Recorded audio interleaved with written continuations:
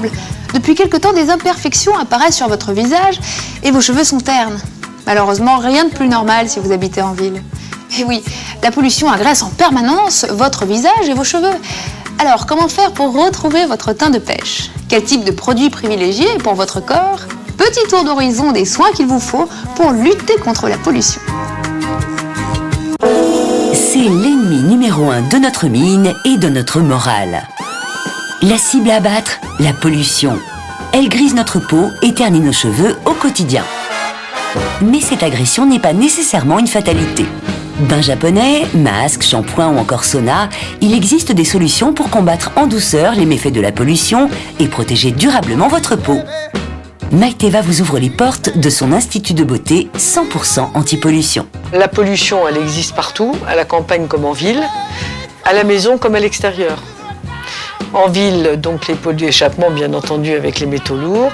Mais chez vous, la fumée de cigarette, les sprays en tout genre qu'on utilise pour le ménage. À la campagne, les industries et aussi l'agriculture qui, avec les engrais, pollue aussi. Bas les masques, l'ennemi est dévoilé. Alors qu'attendez-vous pour passer à l'attaque? C'est le moment de la journée préférée des Japonaises, l'heure du bain.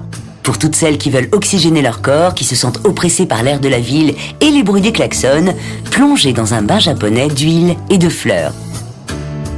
L'eau et la chaleur ouvrent les pores et laissent les toxines et les peaux mortes s'échapper.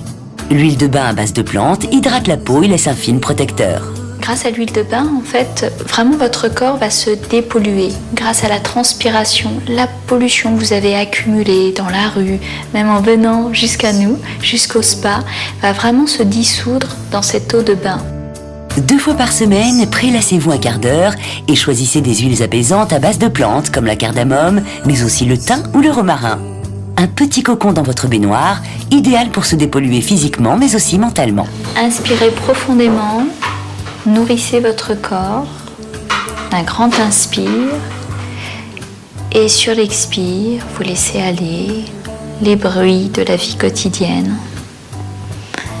Tout ce qui est trop lourd, trop bruyant, les klaxons des voitures, le téléphone.